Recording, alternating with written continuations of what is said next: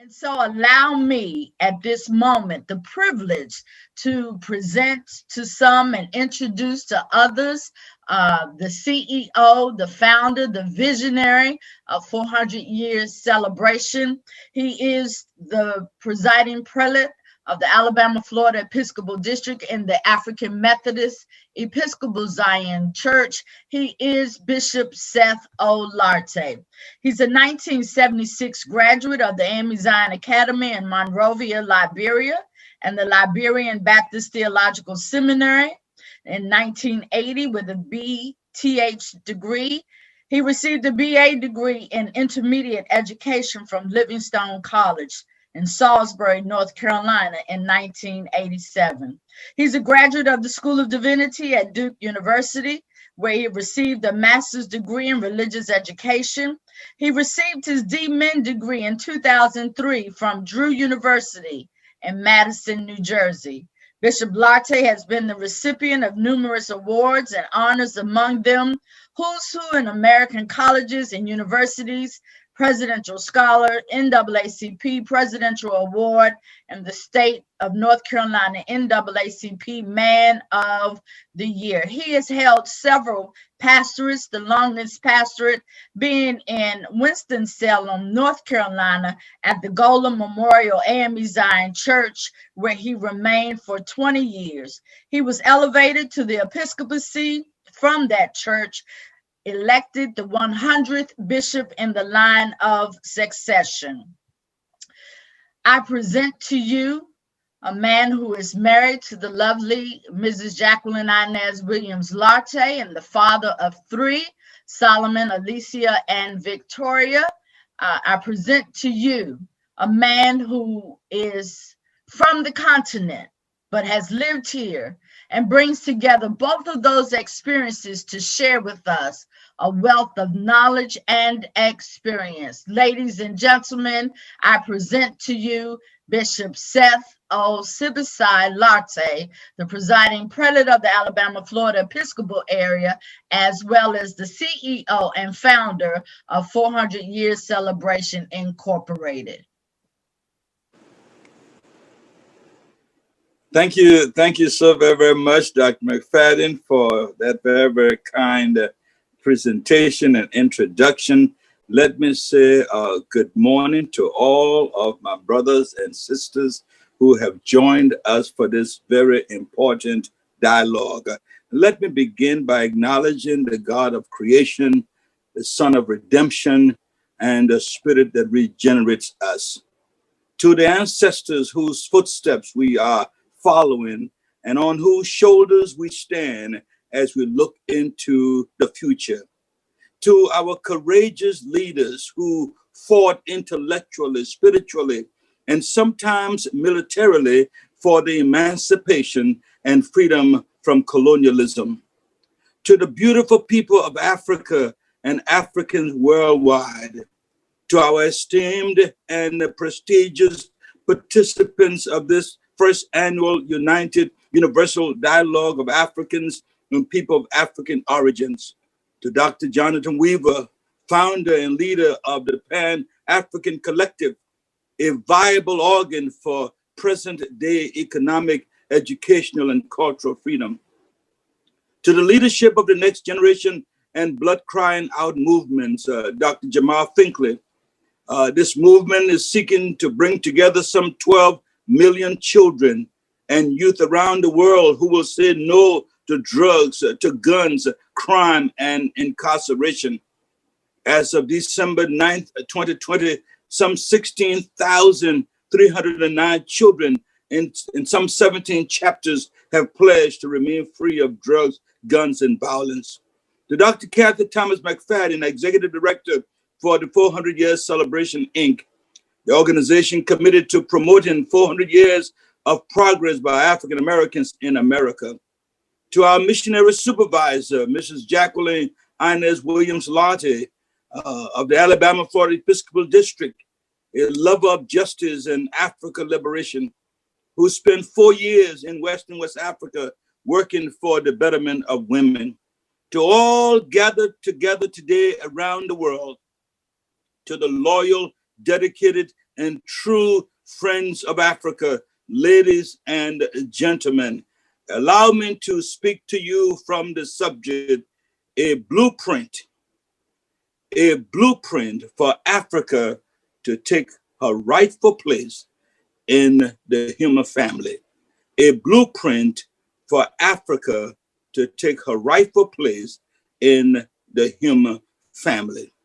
When one looks at the picture of Africa, it can be described in this manner: the glory days, the days of the kings and the queens, the days when Moses walked the streets of Egypt, the days when Joseph actualized his dream in Egypt, the days when Jesus being pursued to be killed by Herod found safety in Africa, the days of the Ghana, Sangye, and Mali kingdoms. Those were the glory days. The picture can also be described as the dark days, the days of slavery, exploitation, colonialism, and then the days of abandonment.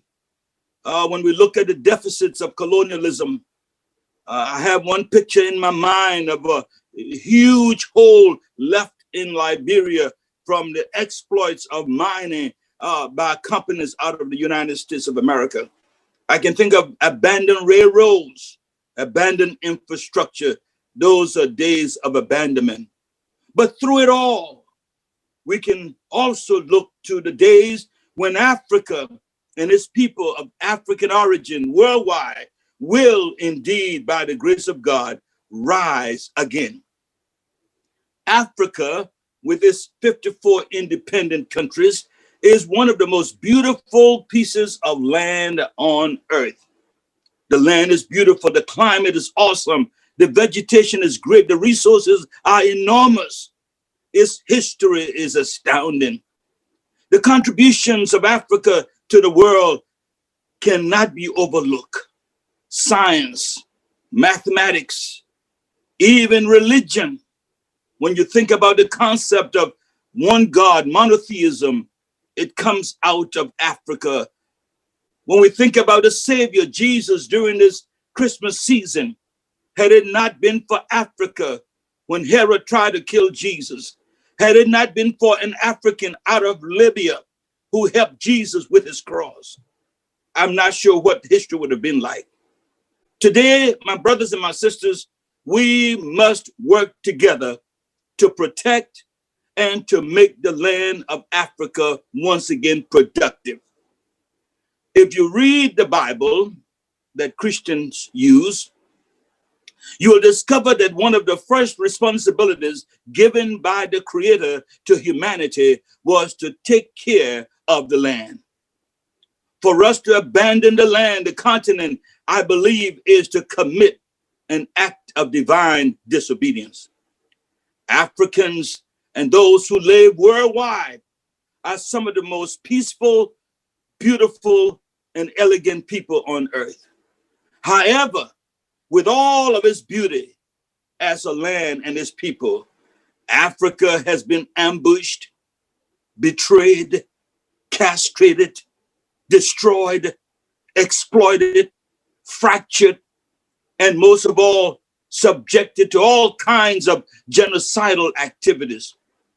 But I still believe that Africa's best days are yet to come. To elevate Africa to the heights that it can become, we must begin to communicate as Africans on the continent and those around the world. The time has come for us to either reason together for our common good, or we will perish together because of divisiveness, deceit, destruction from within as well as from without. We must move from a survival mindset to a mentality of success, advancement, sustainability, and economic stability. We must dialogue together in order to stop the wars on the continent. I say it again, we must dialogue together to stop the wars on the continent. Look with me at this picture. I asked myself the question, when was the last war fought in America, in Europe, or in Asia? I want you to understand that wars have become a weapon for destabilization, destruction, and setback. The last time war was fought on these shores of the United States was in the year 1890, a war between the US and the Indians. The last time a war was fought in Europe was in 1756, the French Revolution. The last time there was a major outbreak in Asia was in 1945. I say wars destabilizes, they're destructive, and they're setbacks. When you come to Africa, just a snapshot, nothing to boast about. You look at Liberia, 1980, Rwanda, 1990. As late as 2013, you had the South Sudan wars taking place even as we speak. These are just a few. Something is wrong with this picture. We as Africans and Africans around the world must realize that we are being used as pawns by other people. And when they give us guns to kill each other, they're not doing it to themselves. That's why we need to come together, dialogue and reason together. I say to you, my sisters and my brothers, Africa needs her sons and daughters around the world to focus again on Africa. Whether you realize it or not, outside of Africa, wherever you find yourself as an African, you are only a tenant and never a landlord. But Africa awaits her children. It is for this reason that I believe that dual citizenship is a crucial element for Africans and Africa worldwide. Let me say this. We must not be carried away by the developments in America, Asia, Europe. We must work to develop the continent. Our hosts, whether they be in America or Asia or Europe, they have a tendency to abuse us, harass us, and eventually deport us. Right here in America, up until 2018, some 8.3 million persons have been deported out of this country. In Europe, up until 2019, some 142,000 were put out of the European Union. I said to us, we must not become overly satisfied with the beautiful roads and the nice hospitals and all of the amenities of these countries, because one of these days, some crazy lunatic will be saying to us, go back home. And what a tragedy it will be to go back home to dirt roads and to go back home to lack of hospitals and lack of infrastructures. We are in these countries, but let us not forget, we have a home. We have a home base. It is called Africa, a beautiful place, a wealthy place, a marvelous place. We must not forget. With this kind of inhumane attitude toward people of other nationalities, it is necessary for us to work together to improve the health system in Africa, food production in Africa, education in Africa, communication, road network, viable economic infrastructure, and efficient protection, preservation, and production of our natural resources. There are some 54 countries that make up the continent of Africa. I'd ask the technician to put up a map for us to show you something about Africa. If you look at this map, it looks interesting. And that is because if you look very closely at this map, you will see that it is made up of the United States, China, India, Europe, France, Spain, Portugal, Italy. All of those countries can be placed on Africa, and Africa will still have a piece of land for her children who are abroad. I'm glad you see it there. When people talk about Africa, they talk about Africa as though it is a small piece of land. That's not the case. Look at China. You can place China on the continent, United States on the continent, Portugal on the continent. Even the UK can be placed out there in the Seychelles Islands. I'm talking about Africa, a beautiful place, a marvelous place, a place for all practical purposes. The Garden of Eden must have been constructed in this place. That's why I'm saying to all of us, we need to work together, struggle together, pray together to improve the lot of this continent. The failure to collectively work for the good of Africa and the people of Africa worldwide will expose us to being disrespected. We will never, ever be respected as a people until we respect ourselves enough to mobilize our intellectual, cultural, economic, and scientific abilities to design a plan of action for a comprehensive future of the continent. I'm saying to all of us that the failure to collectively work for the good of Africa and its people worldwide will subject us to what I call colonial gentrification. Gentrification is when you are relocated from a community, and because of the economics of that place, you cannot even come back to that place.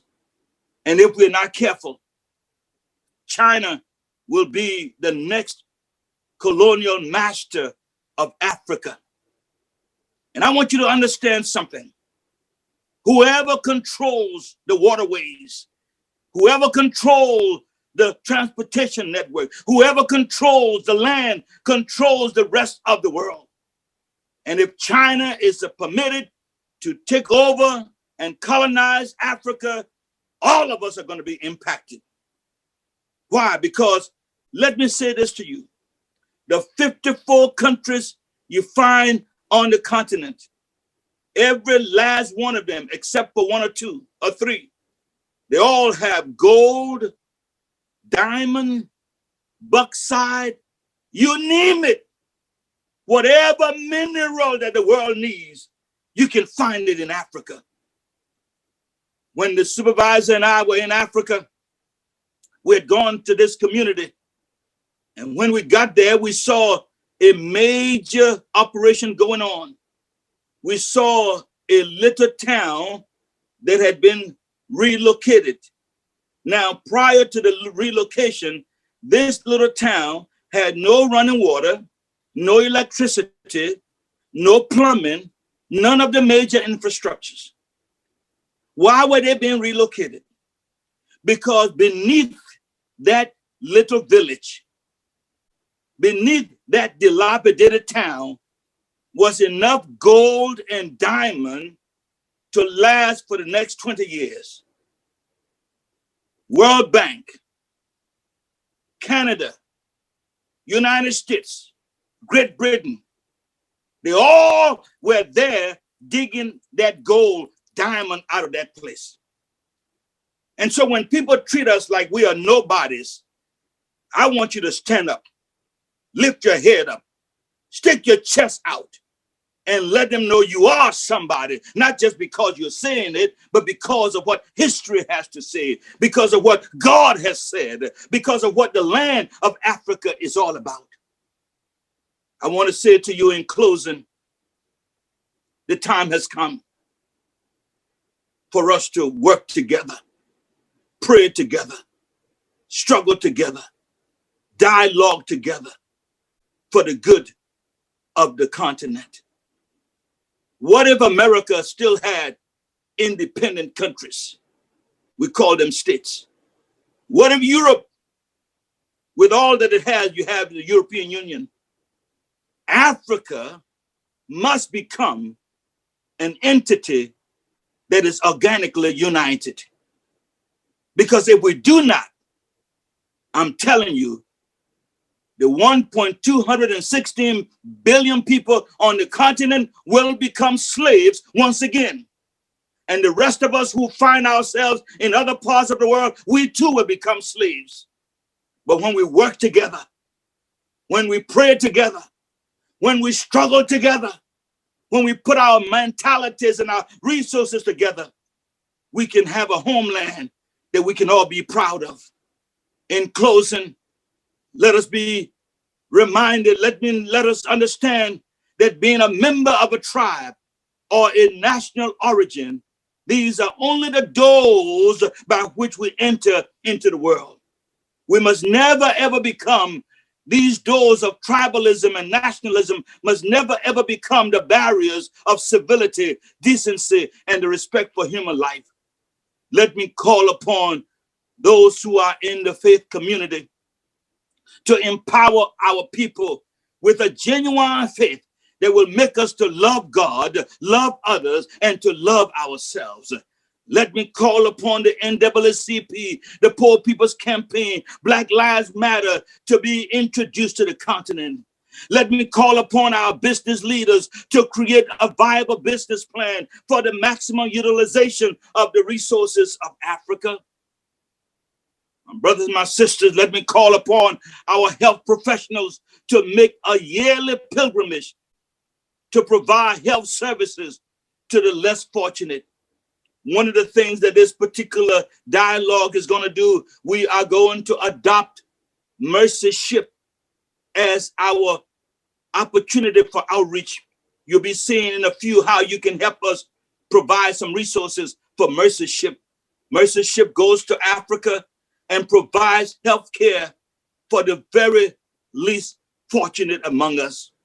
And I want to call on those of us who are doctors. Yes, I know that we're dealing with COVID-19 and other kind of a pandemics, but Africa needs you. And so let me call upon our health professionals to make a yearly pilgrimage to provide health services to the least fortunate in Africa. We call upon all of our engineers to return and help build the continent so that Africa will once again rise to the heights that God intended for it to be. Just like the Republic of Ghana, every African country needs a positive law for dual citizenship for her children and open her arms to embrace her sons and daughters. Together, we can dialogue until Africa takes her rightful place among the human family. May God bless this united dialogue. May God bless the people of Africa. May God bless us all as we work together to provide a blueprint for Africa to take her rightful place among the family of the world. God bless you and keep you is our prayer. Wow. Thank you so much, Bishop Lartey, for that powerful and moving address that laid the foundation for the conversation that we will be having for the next few days. Thank you so very much.